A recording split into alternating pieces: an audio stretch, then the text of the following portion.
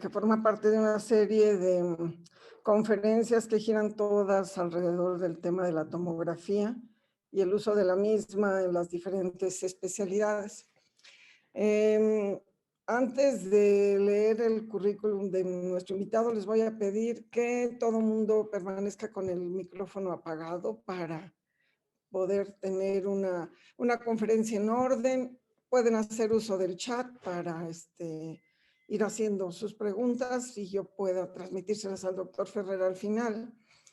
Y bueno, pues sin más preámbulos, déjenme compartir la pantalla.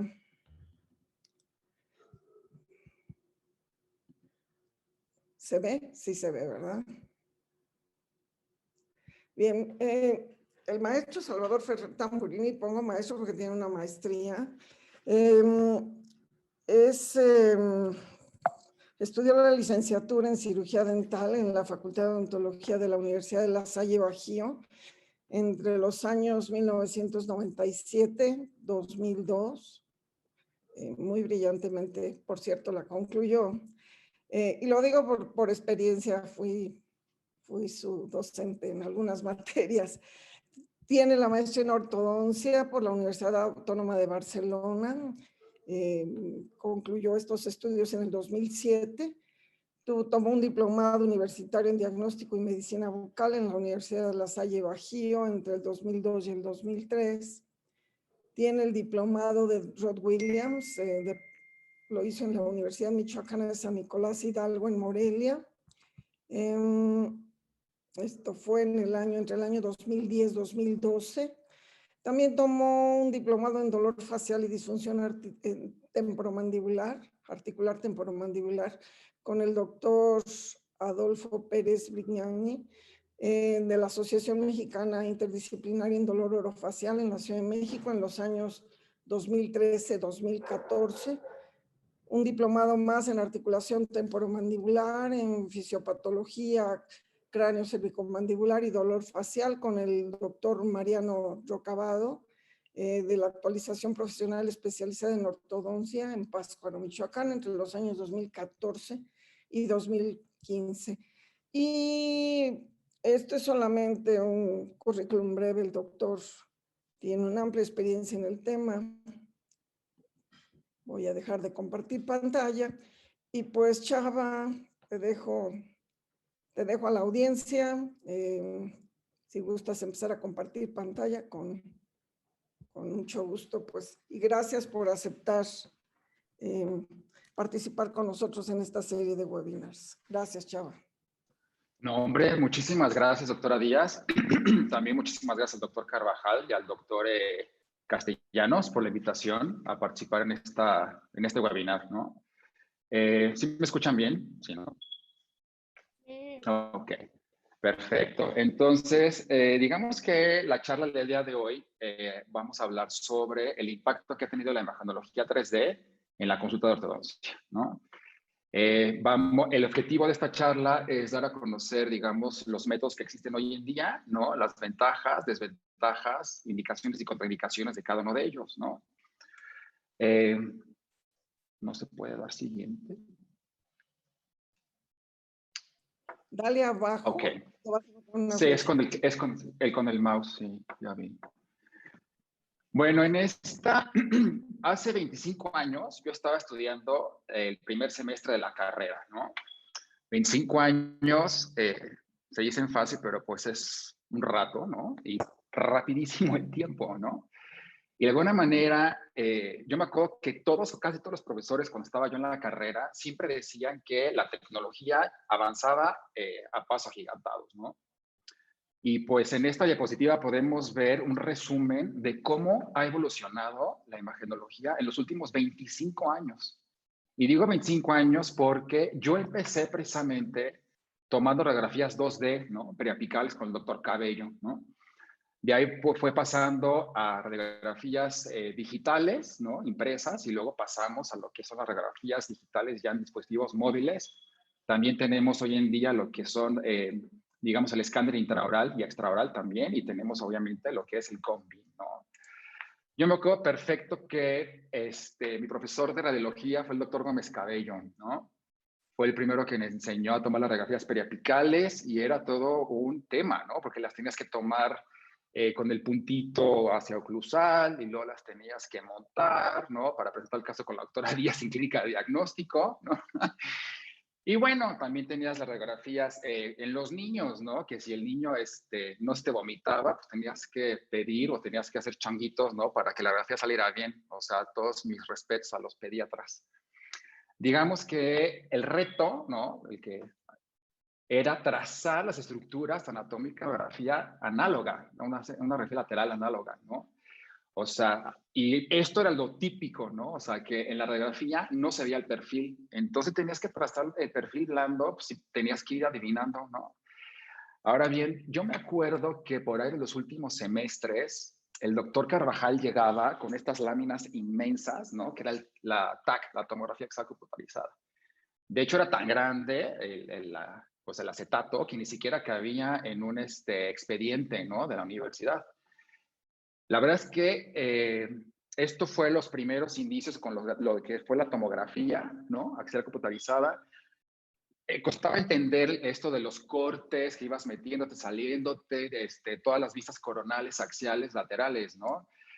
Y de hecho después, no fue hasta que yo regresé de la maestría, ahí de Barcelona, que ya estaba yo aquí en León, que entonces fue cuando tuve el primer contacto con coreografías digitales, ¿no?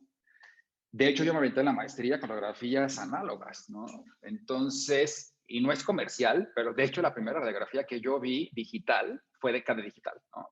Me acuerdo perfecto que yo estaba en la maestría, yo estaba coordinando la maestría y un alumno me llega con radiografía digital, ¿no? Lo digo porque en ese entonces, digamos que el aparato de rayos X de la universidad pues era análogo, el aparato de rayos X que yo tenía en mi consultorio era análogo, y entonces para mí fue como ver la luz, ¿no? Porque ciertamente ver las estructuras en una grafía digital pues, se ve, o sea, muchísimo más claro que en una análoga, ¿no? O sea, podías ver vacío, podías ver nación con toda la claridad del mundo, PT, la fosa pterigomaxilar, ¿no? Y de alguna manera, a medida de que fue la tecnología avanzando y con el surgimiento de teléfonos inteligentes y de tabletas, pues de hecho ya hasta le podías hacer pinch to zoom, ¿no? O sea, podías hacer zoom en la propia pantalla, ¿no? Entonces ya no tenías que acercarte ni alejarte de la radiografía para poder identificar estructuras, ¿no? De hecho, hoy en día hasta el paciente te trae radiografías con su teléfono, ¿no? Con su iPhone. Y digamos que de alguna manera la tecnología ha ido avanzando, ¿no? Pues rápido. Y es competencia, por supuesto, del odontólogo y por supuesto del ortodoncista, bueno, pues estar, digamos, en la vanguardia y conocer pues todas las tecnologías y estarse capacitando y actualizándose, ¿no? Digamos que hoy en día también existe lo que es el escáner intraoral, ¿no? Esto, bueno, pues no es nueva la tecnología, digamos que ya tiene años, pero los pacientes que tienen reflejo nauseoso muy pronunciado, no, pues lo agradecen. También se evita el hecho de estar utilizando el ginato, de estar utilizando yeso y pues de alguna manera, pues tiene muchísimas ventajas. Vamos a hablar un poquito más adelante de esto, ¿no? Y bueno, el tema principal del tema de hoy, pues es el CONBIM, ¿no? O sea, esto es una tomografía en 3D que nos da una visión casi exacta de las estructuras del paciente, ¿no? Tanto las estructuras duras como de las estructuras blandas. De alguna manera, digamos que el diagnóstico de ortodoncia es un proceso que es complejo y es un proceso que lleva tiempo, ¿no? Existen 3 pilares en el diagnóstico de orto. Entonces, digamos que está la entrevista, está el examen clínico y está el análisis de los registros diagnósticos. Entonces, el tema de hoy nos vamos a enfocar exactamente a los registros diagnósticos. De alguna manera, todavía hoy en día está ampliamente utilizado lo que son las fotografías extraorales, las fotografías intraorales, oclusales en estática y dinámica, ¿no? Tenemos también lo que es análisis de modelos, ¿no? En su máxima decuspidación, montar los modelos en tentativa de relación céntrica, ¿no? Pero también existe algo que se llama CPI, que eso lo tiene el articulador Panaden y el articulador SAM. donde el paciente, o con este estudio, podemos establecer, digamos, la discrepancia que existe entre la oclusión habitual del paciente y la oclusión en tentativa de relación céntrica a nivel condilio, ¿no? Existe también, bueno, pues lo que son las cefalometrías, ¿no? Y existe también pues, el examen clínico pues, articular, ¿no? Y extraoral, ¿no? Digamos que, hablando de modelos, digamos que existen estos modelos que son modelos de mesa, ¿no? Estos modelos, hoy por hoy, pues, representan lo que es un registro tridimensional físico del paciente y digamos que podemos reproducir con esos modelos de mesa lo que es la oclusión habitual del paciente, ¿no? Con esos modelos de mesa se hacen, o con esos modelos de estudio, se hacen una serie de mediciones, discrepancia dentaria, ¿no? Bolton, análisis de dentición mixta si es que el paciente está en crecimiento. Podemos hacer también, bueno, pues la medición de los dientes en sentido mesodistal y en sentido oclusogingival para tener un mejor control del diagnóstico y poder establecer microdoncias, macrodoncias, etcétera, ¿no? Ahora bien, existen escáneres intraorales de varias marcas, ¿no? Está el de Sirona, está el de 3Shape, ¿no? Pero digamos que el líder del mercado es el iTero. iTero es un escáner intraoral que la casa comercial es Align, que de hecho es la misma casa dueña de lo que es el sistema Invisalign, ¿no? Digamos que hoy por hoy lo que se hace es que el paciente se escanea, o sea, hace un escáner intraoral del paciente y digamos que digitalmente esta información se envía a Align y vía con el software CleanCheck, ¿no? Entonces, digamos que hay una comunicación directa entre la empresa, Align, y el clínico, ¿no? Esta tecnología, digamos que yo no sé si alguien ha tenido oportunidad de verla, pero ciertamente tener la experiencia de hacerlo es única, ¿no? Es un avance tecnológico tremendo y digamos que con muchísimas ventajas, ¿no? Entonces, podemos ver cómo se escanea la boca, cómo se escanea la arcada superior, la arcada inferior, ¿no? El mismo software te va diciendo si hay huecos que hay que complementar, ¿no? Y una cosa también importantísima es que este escáner da lo que es la oclusión del paciente. Escaneamos solamente un trozo o un segmento posterior de la boca, digamos que entonces tenemos la oclusión, ¿no? Céntrica del paciente o la oclusión habitual del paciente.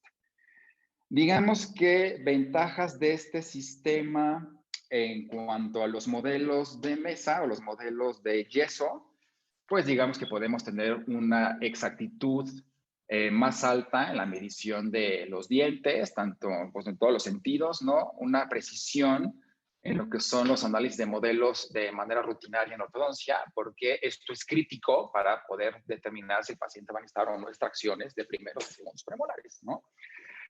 Ahora bien, digamos que esta tecnología, digamos que va evolucionando, va mejorando y hoy en día, digamos que ya tenemos también lo que es el bonding indirecto a partir del escáner intraoral del paciente, ¿no? El bonding indirecto de manera convencional, lo que necesitamos, bueno, son los modelos del paciente, se hacen la serie de mediciones verticales de todos los dientes y digamos que entonces el clínico va determinando la altura de los brackets. Los brackets se cementan en el modelo del paciente, el modelo de yeso, con la ventaja de que al tener el modelo de yeso y no tenemos al paciente con la boca abierta y no se puede contaminar ni tenemos problemas de articulación, entonces digamos que la precisión de la colocación de los brackets es altísima, ¿no? Y también es súper reproducible en los modelos. Esto después se hace una llave de transferencia y se coloca en la boca del paciente, ¿no? Digamos que ahora con los modelos digitales pues podemos hacer lo mismo, ¿no? O sea, se escanea la boca del paciente, se determina el ancho y el largo, el alto de los dientes, se coloca de manera digital el bracket en el diente y digamos que uno puede determinar o puede individualizar de hecho, o sea, el torque, la angulación de los brackets. Este sistema no es nuevo, este sistema, por ejemplo, lo tiene Ormco con, ay, se me fue el nombre, con Insignia. y lo tiene también 3M Unitec con incógnito, que son los brackets linguales, ¿no? De alguna manera, entonces, ya el modelo digital con los brackets colocados en boca, entonces esto se imprime en 3D, entonces te llega un modelo de resina que sería algo como esto, ¿no? Entonces, esto en el consultorio, lo que se hace es que entonces se baja la llave de transferencia, puede ser silicona, puede ser o incluso hasta un acetato, ¿no? De blanqueamiento. Y digamos que entonces, cuando ya se tiene la llave de transferencia, lo que se hace es que literal se colocan los brackets físicos en la llave de transferencia. Se prepara el paciente y entonces tienes, pues, el bonding indirecto del paciente hecho de manera digital, ¿no? Entonces, ciertamente hay una tendencia a digitalizar todo lo que es la consulta ortodóntica y, por supuesto, odontológica, ¿no? Entonces, hay que tener en cuenta también que, bueno, los costos ahorita son, pues, elevados en cuanto al día a día, pero de alguna manera esto, bueno, pues va a ir bajando y cada vez la tecnología va a estar cada vez más y más, pues, accesible a todos, ¿no? Pues tenemos que estar preparados para ello, ¿no? Ok, este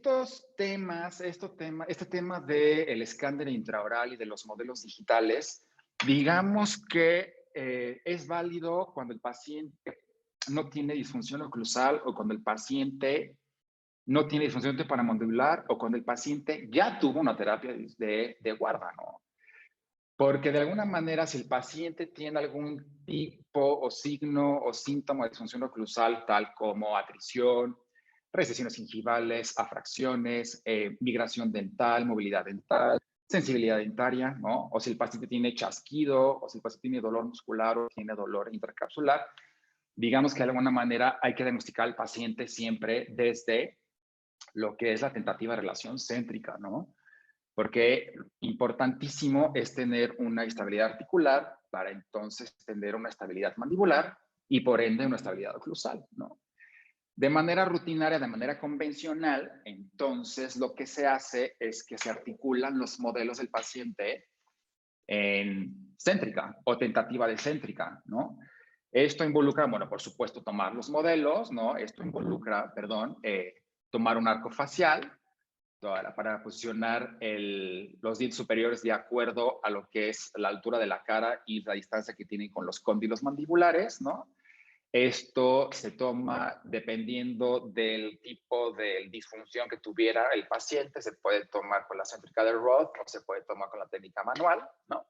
Uni o bimanual. Y entonces se articulan los modelos y se ve entonces si existe alguna discrepancia entre lo que es la oclusión habitual y la oclusión y tentativa de relación céntrica, ¿no?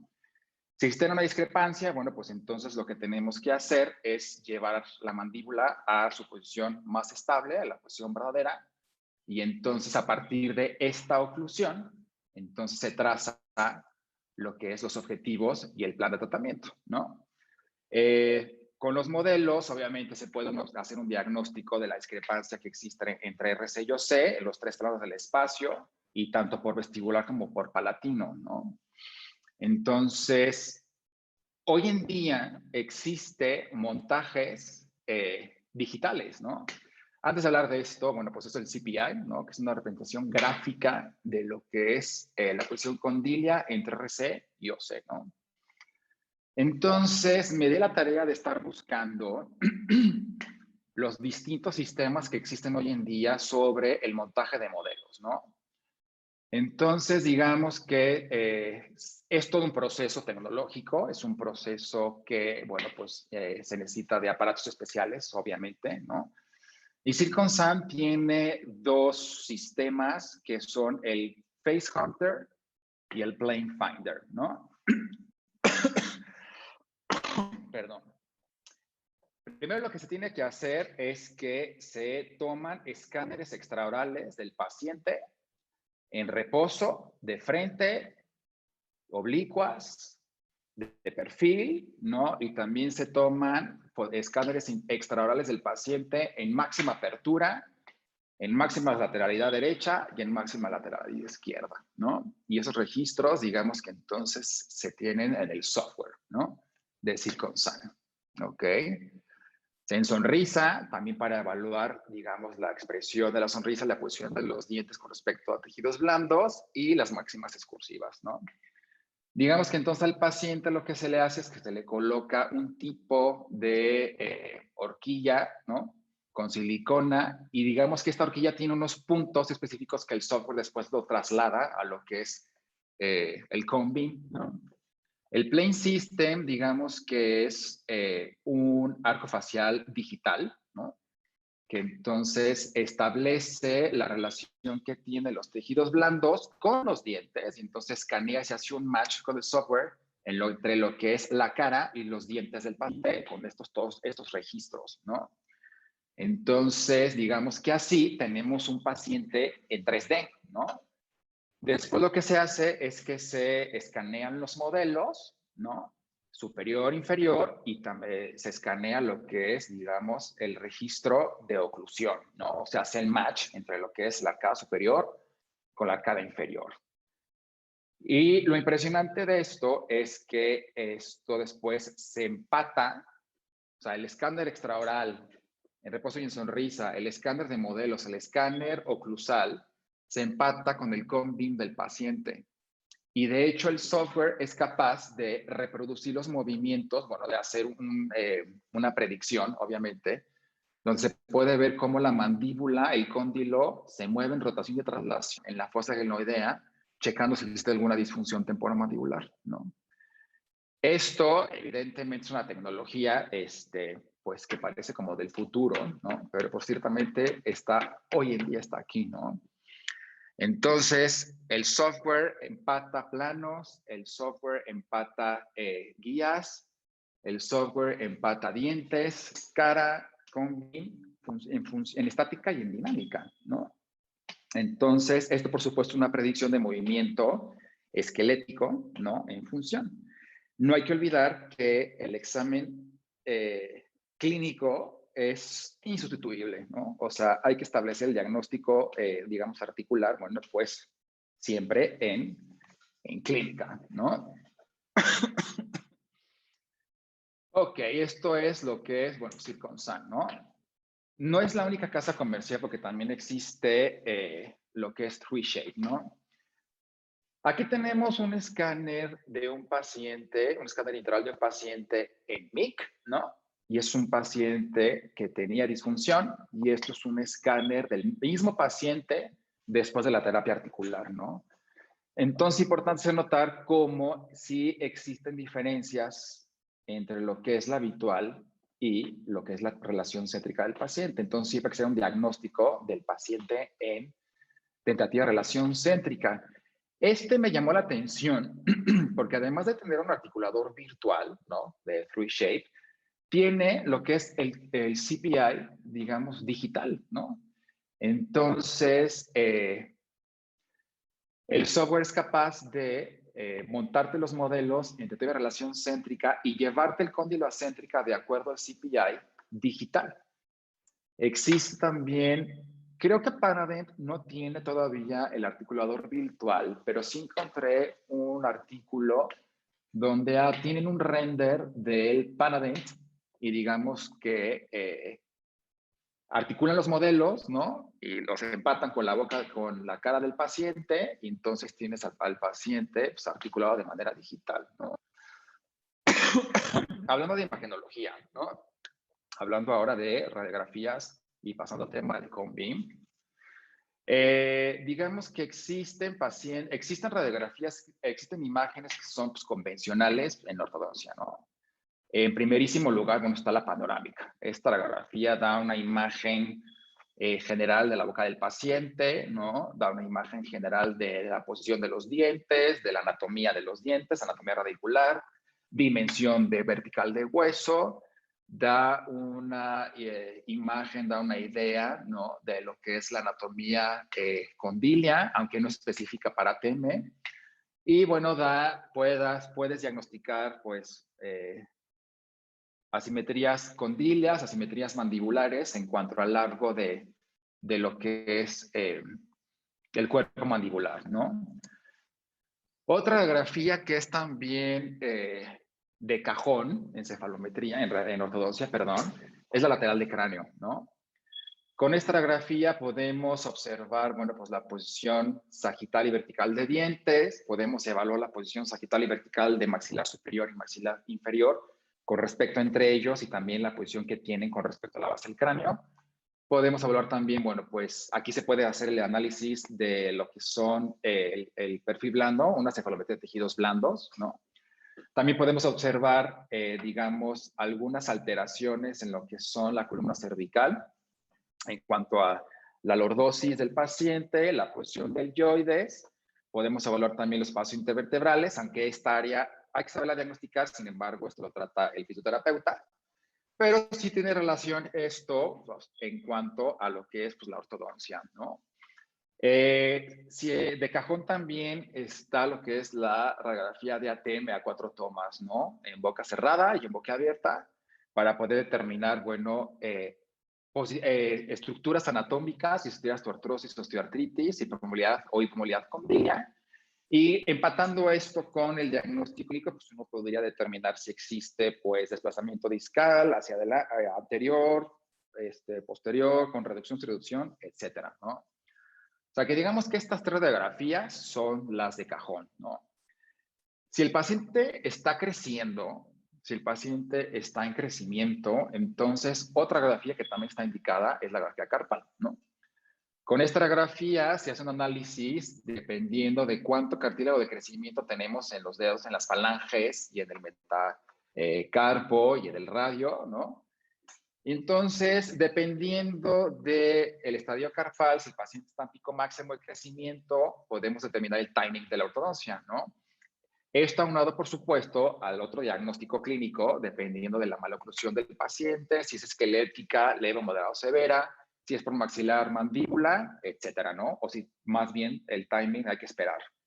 Esta radiografía también está indicada en pacientes que tengan una maloclusión esquelética severa y digamos que nos tenemos que asegurar por la edad del paciente que ya no existe crecimiento para entonces poder hacer una cirugía ortognática, ¿no?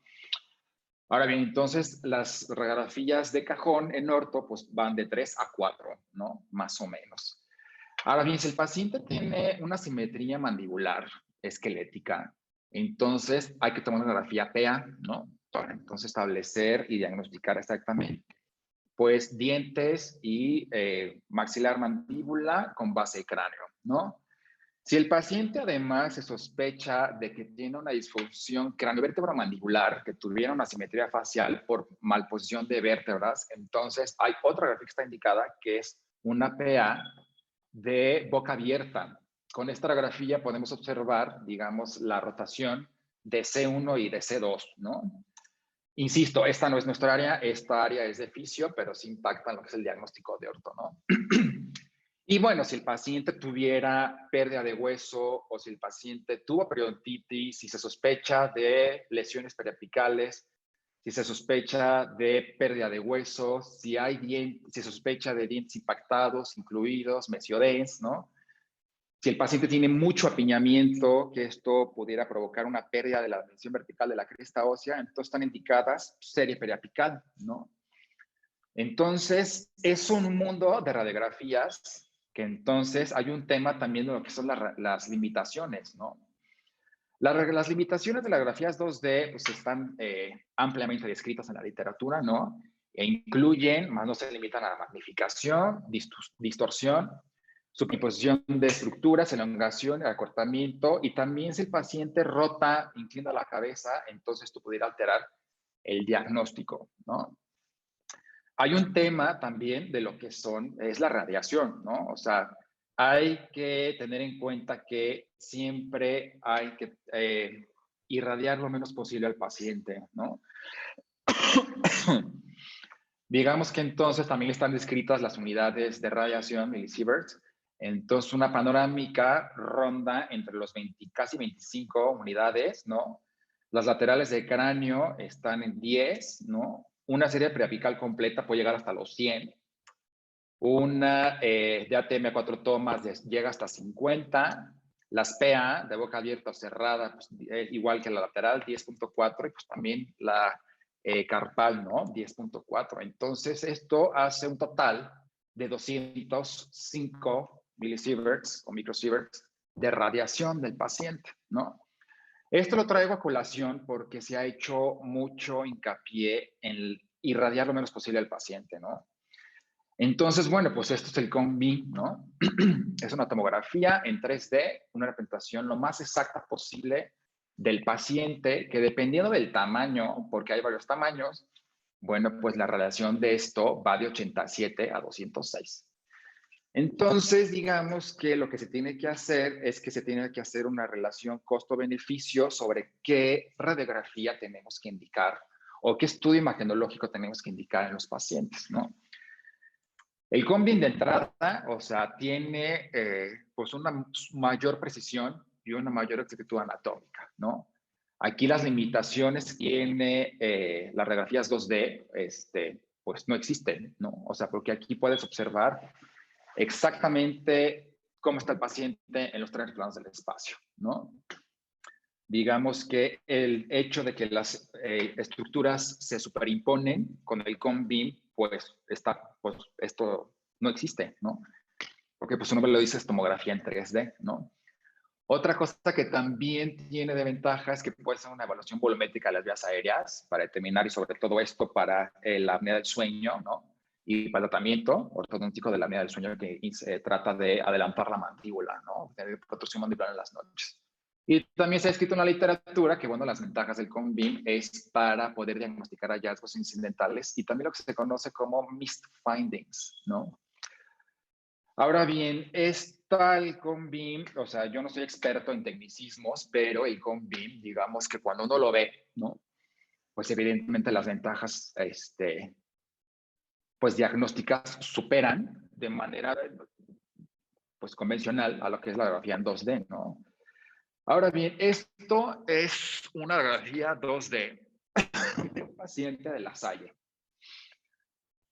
Es un paciente que, digamos, sacó de la consulta porque tuvo ortodoncia, pero se le abrieron los espacios, ¿no?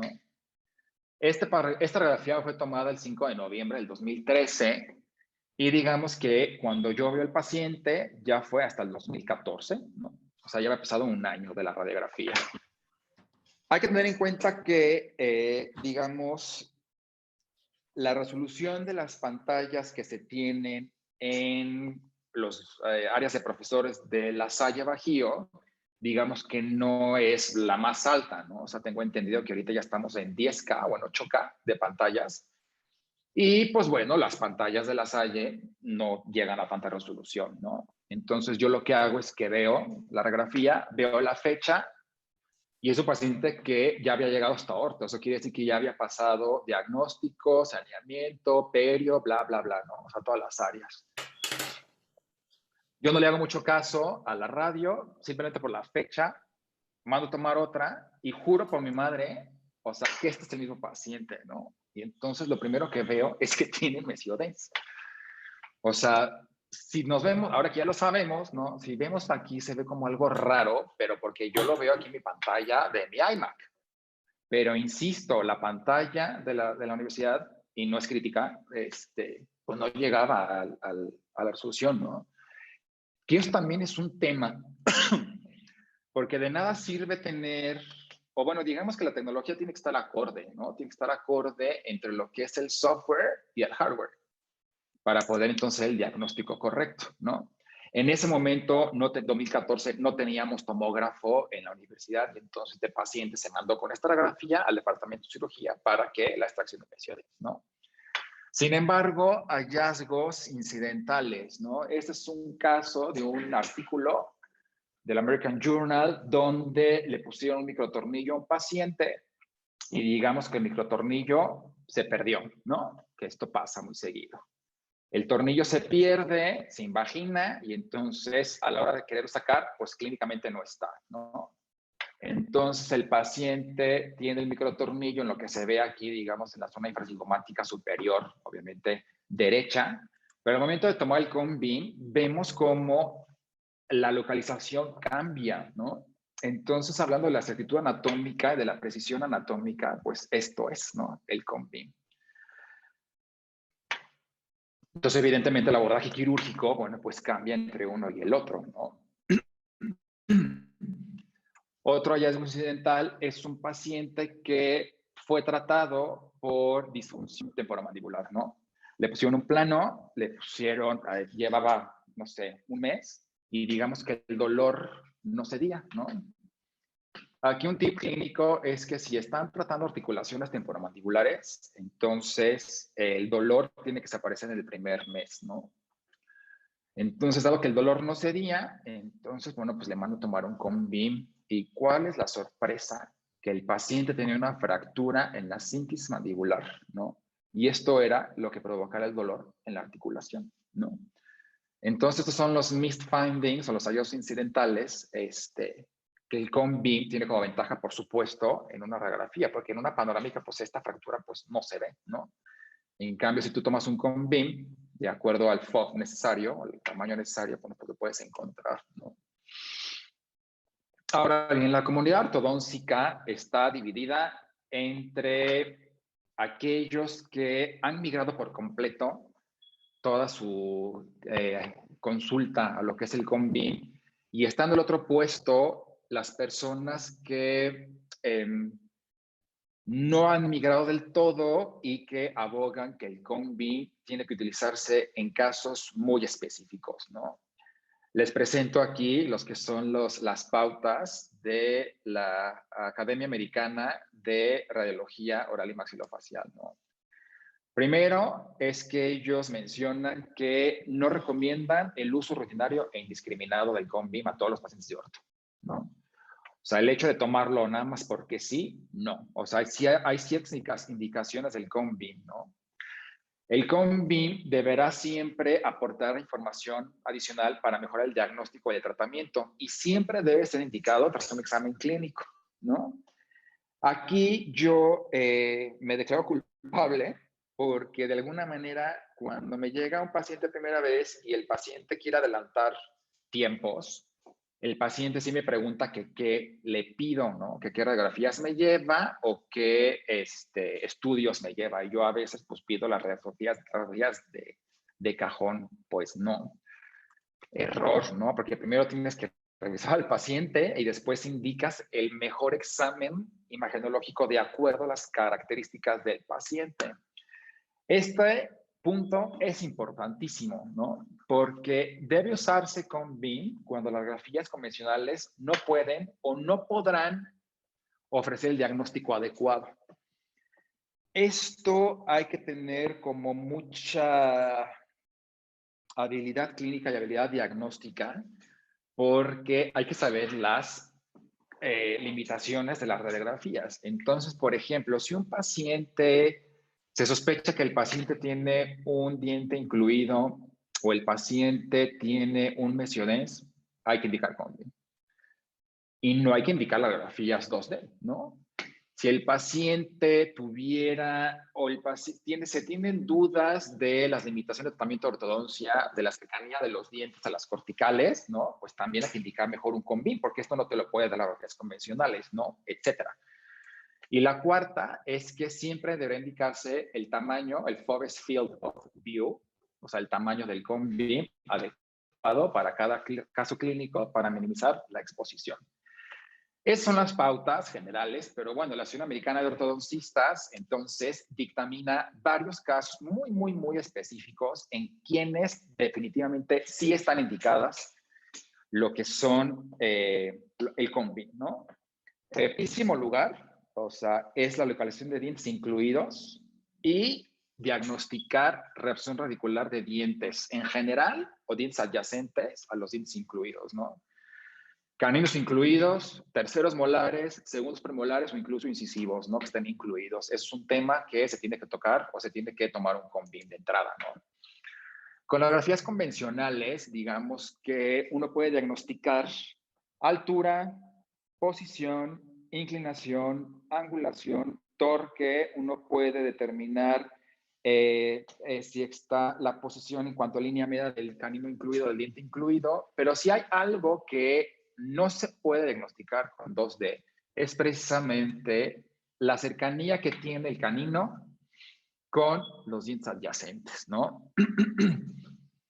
Entonces, dada esta circunstancia, y también si es que el paciente lo puede pagar, ¿no? Entonces, bueno, pues está indicado tomar un CONVIM.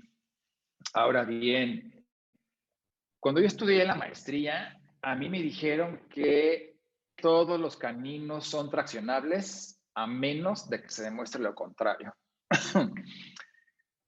Después de todos estos años, yo les puedo decir que mi opinión profesional es completamente opuesta. Todos los caninos incluidos se deben de extraer a menos que se demuestre lo contrario, ¿no? De entrada, o sea, si uno tiene que extraer un diente sano para traccionar un canino, o sea, es definitivamente un no, ¿no? Solamente se pueden traccionar los caninos si es que el paciente es clase 1 esquelética, si es mesofacial y si el espacio en boca está presente para poder poner el canino en posición. Excepciones es si hay dientes que están reabsorbidos, con la raíz reabsorbida, entonces de alguna manera se extrae el central o el lateral y entonces se tracciona el canino y se centraliza o se lateraliza el canino, ¿no? Pero los casos realmente son súper contados, ¿no? Entonces, con estos estudios, pues, uno puede ver gráficamente y tridimensionalmente, pues, la boca, ¿no?, del paciente y la posición de los dientes.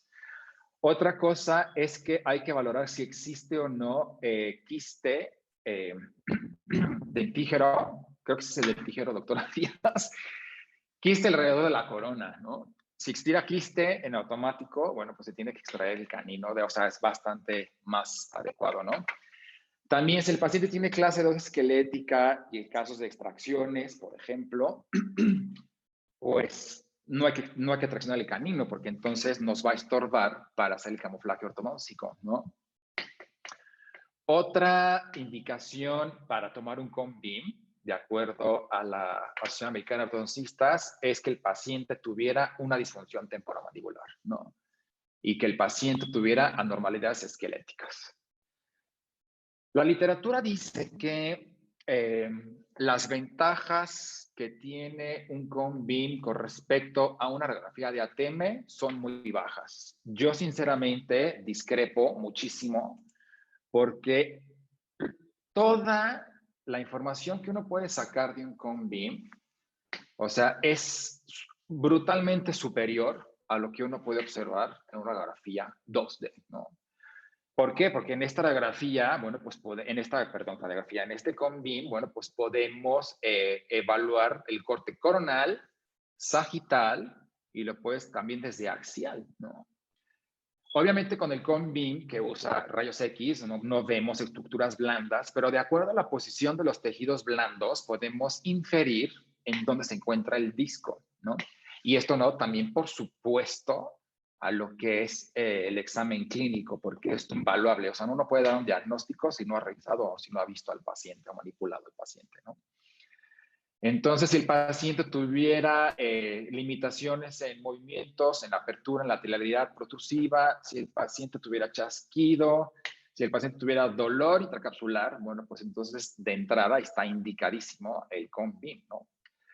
Ahora bien, aquí estamos viendo cómo se manipula el software de un caso y estamos viendo, bueno, pues ambas articulaciones, ¿no? Hay que tener en cuenta que para pedir un CONVIM de ATM hay que pedir dos, ¿no? Obviamente un CONVIM derecho y pues uno izquierdo, ¿vale?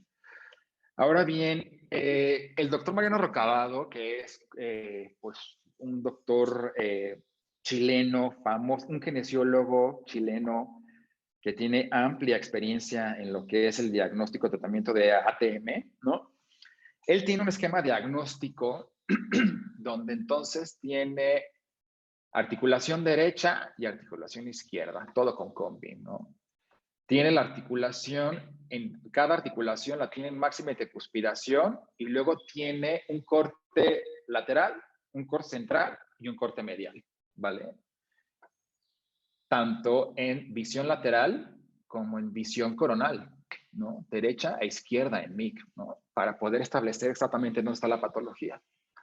Además de esto, el doctor Rocabado toma también CONVIM en apertura, en lateralidades y en protrusiva. Y entonces hace los mismos cortes en las tres visiones y también tiene el corte axial. de estas articulaciones. Yo, inocente palomita, ¿no? Fui con el doctor Carvajal, porque yo llegué convencido, ¿no?, de la utilidad diagnóstica de esto.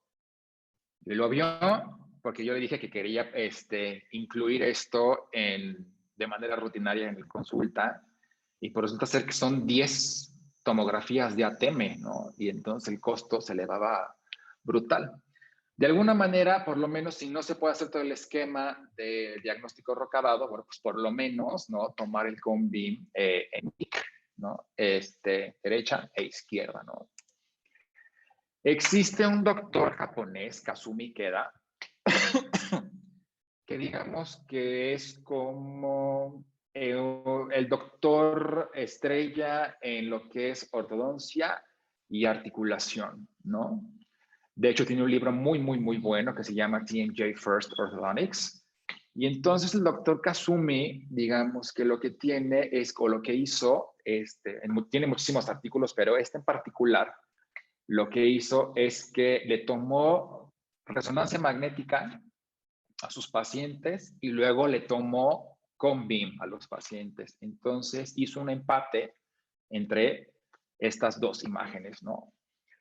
Digamos que en la resonancia magnética, que es el estudio por excelencia de lo que es la articulación, bueno, pues lo que podemos ver, o la ventaja es que podemos ver tejido blando y tejido duro, por supuesto, ¿no? Entonces aquí está el cóndilo mandibular, ¿no? Tenemos aquí el conducto auditivo externo, fosa glenoidea, eminencia articular del temporal, y aquí en medio se encuentra el disco articular, ¿no? Es importante mencionar que el vértice del cóndilo se encuentra en contacto con la zona posterior del disco, que es la más gruesa, y esta a su vez se encuentra en contacto con la parte más profunda de la cavidad glenoidea. Y por otro lado, la convexidad anterior de la eminencia, la convexidad anterior del cóndilo contacta con la zona intermedia del disco, que es la más delgada, y esta a su vez contacta con la convexidad posterior de la eminencia articular. Y además, la distancia que existe del polo medial del cóndilo, la pared medial de la cavidad glenoidea, es igual en ambas articulaciones. Esta es la posición que se busca, o es la posición fisiológica de la articulación. Y en apertura o en movimiento siempre debe estar interpuesto el disco entre ambas estructuras esqueléticas, ¿no? Porque entonces el movimiento tiene que ser fluido, ininterrumpido, sin ruido, sin dolor. Kazumi Ikeda entonces lo que hizo es empató lo que es el cone beam con la resonancia magnética, para entonces poder determinar si el cóndilo está incéntrica a partir de un cone beam, y entonces el doctor Ikeda sacó estas medidas, ¿no? De entrada, la media o la distancia media que existe entre la convexidad anterior del cóndilo y la posterior de la eminencia es de 1.3 milímetros, que esto puede ser medible, por supuesto, con cone beam, ¿no? Y esto es la menor medida, porque aquí está la zona intermedia del disco, y la mayor medida se encuentra en vértice del cóndilo con parte profunda de la eminencia, porque es donde está la zona posterior del disco, que es la más gruesa. Entonces, bueno, les dejo esta información por si algún día piden BIM de los pacientes, ¿no? Ya faltan 10.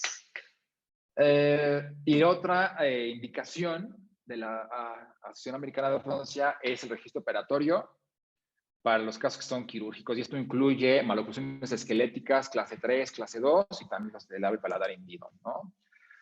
Digamos que entonces con el cone beam y haciendo un escáner facial, bueno, pues se puede hacer la planeación quirúrgica en 3D, ¿no?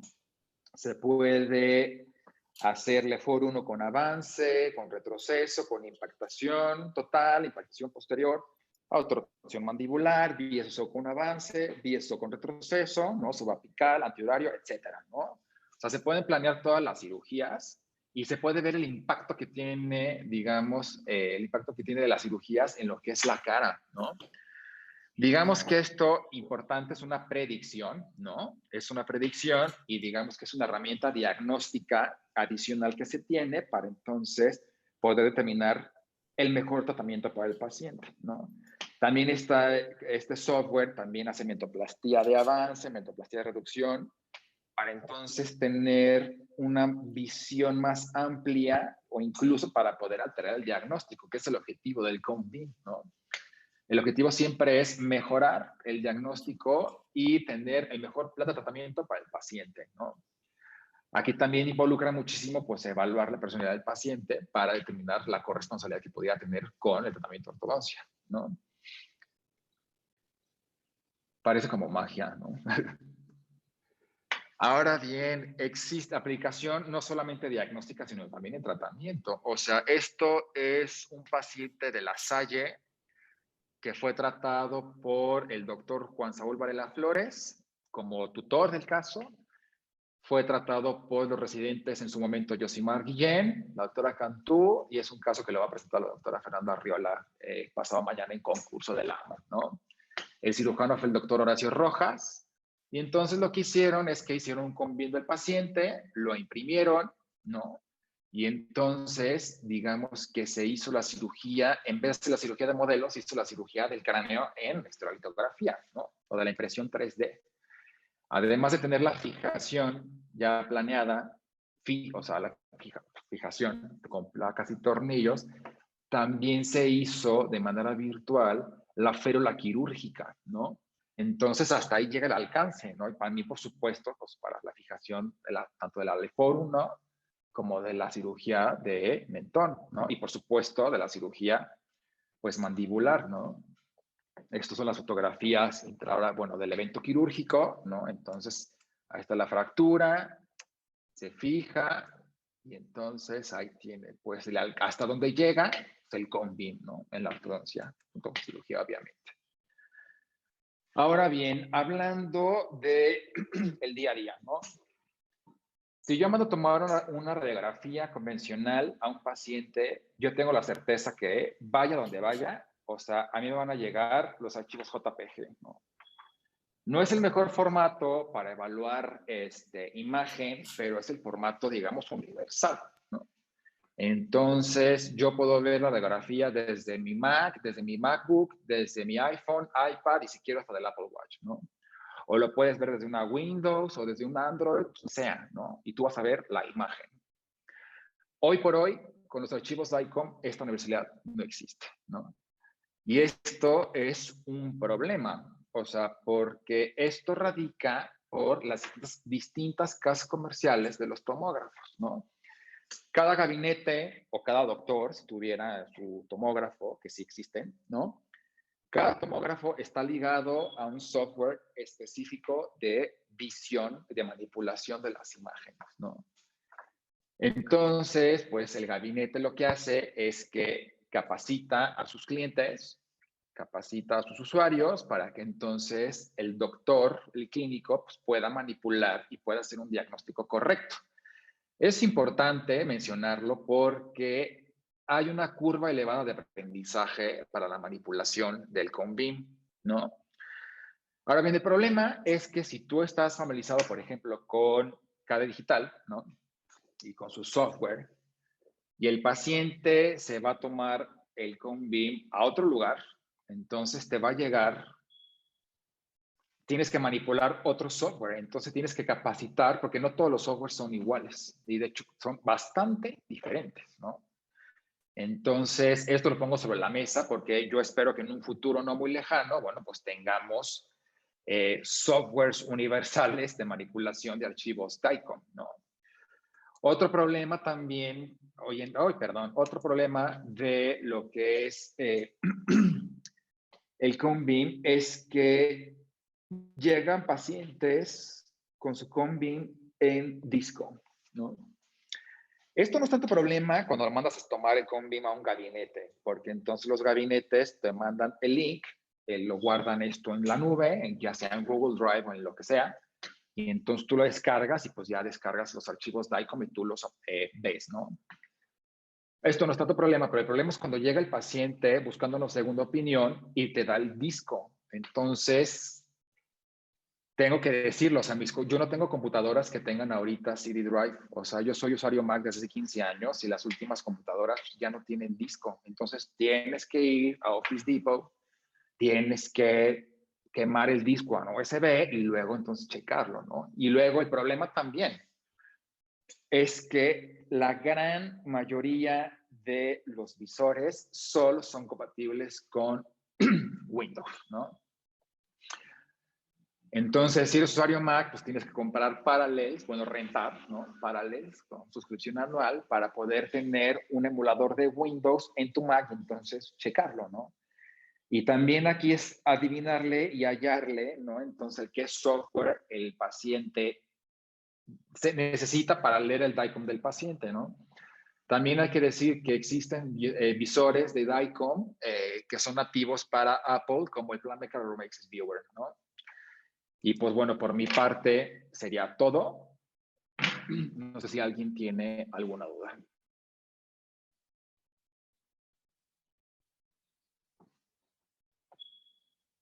Muchísimas gracias, doctor Ferrer.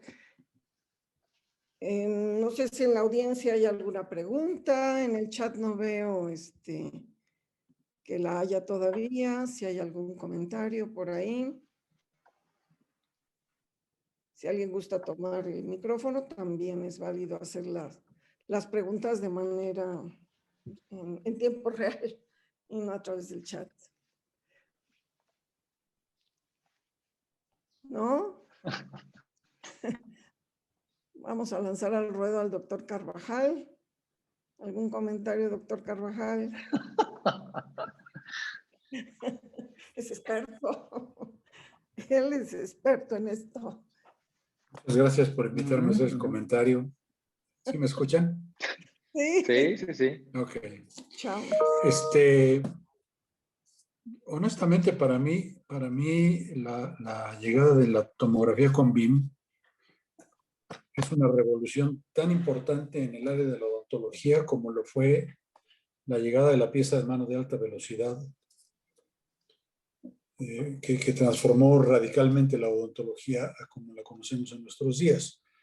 Yo todavía conocí la odontología mecánica de baja velocidad y el cambio radical.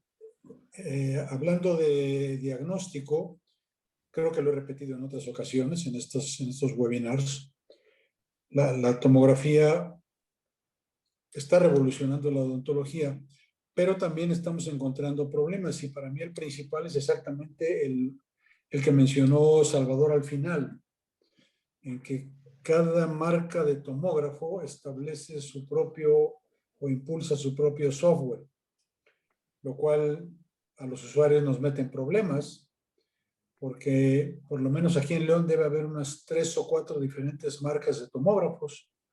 Está Vatek, que es el más popular, está Morita, está por ahí también Kodak, hay por ahí algunos tomógrafos Kodak, debe haber por ahí algún tomógrafo, creo que hay por ahí un tomógrafo Sirona, que implica, no miento, el Planmeca, que implica que si quieres ser experto en la tomografía, en un momento tienes que volver a software de tomógrafos, lo cual es una enorme pérdida de tiempo.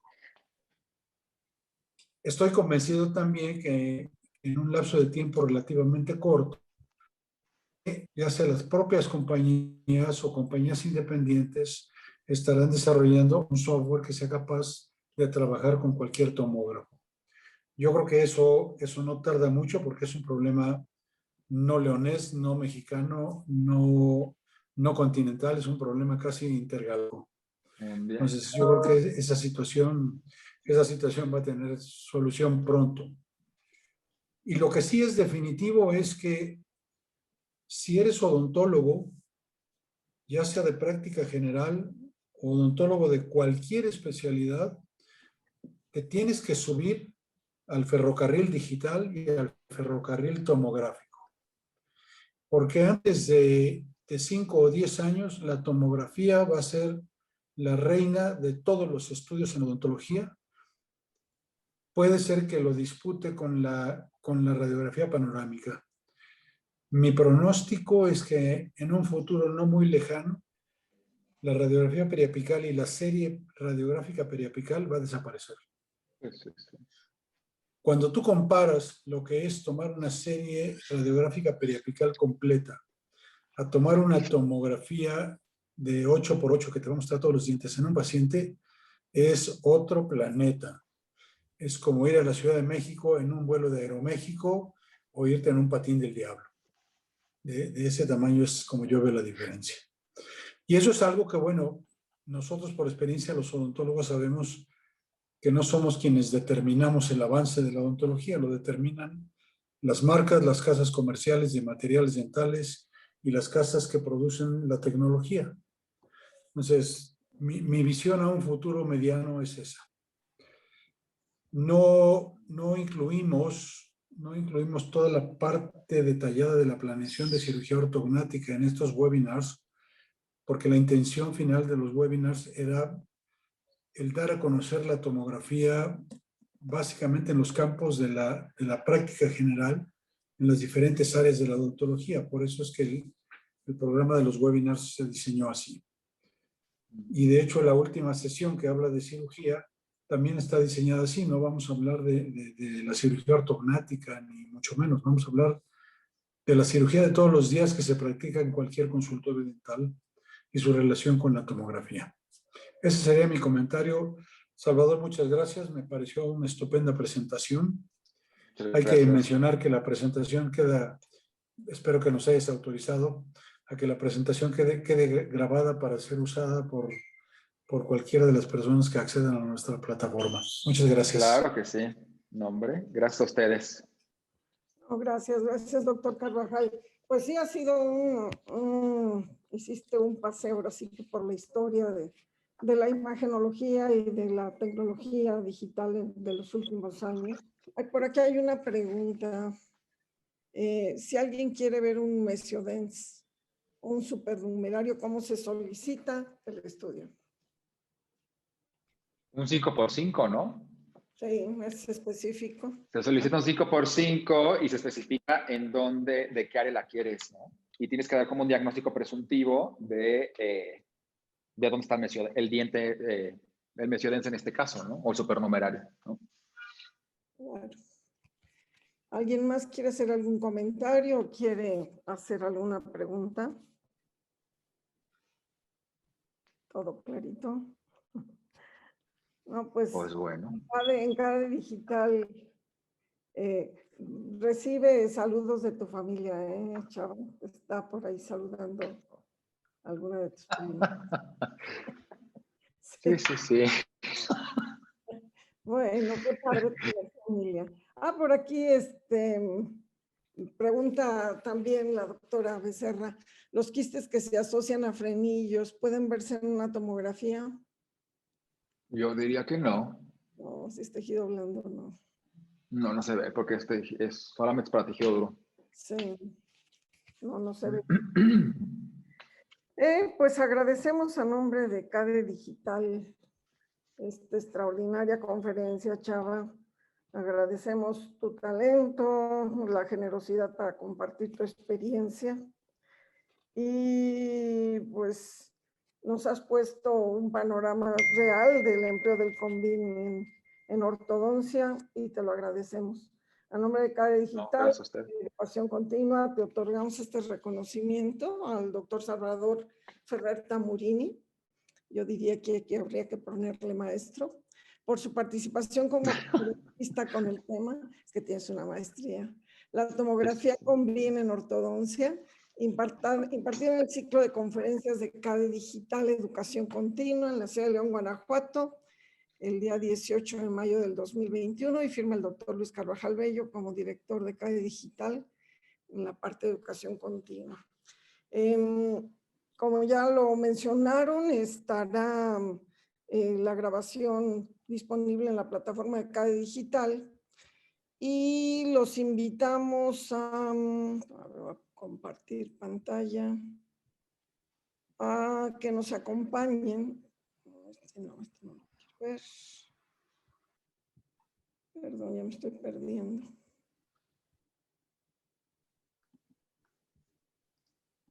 No sé si... tantito.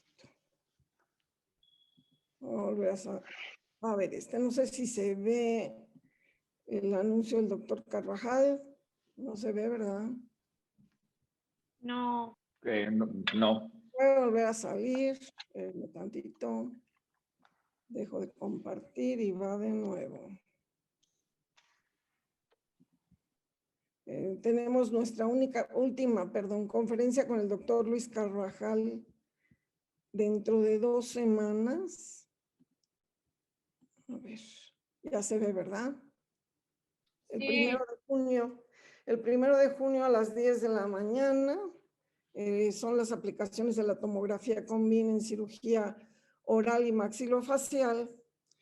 Y me voy a volver a dejar de compartir pantalla y me voy a permitir lanzar un comercial. Oh, no. Este comercial no, ya lo dije. Tantito. Sobre algo que Salvador nos hizo el favor de manera desinteresada compartir un comercial.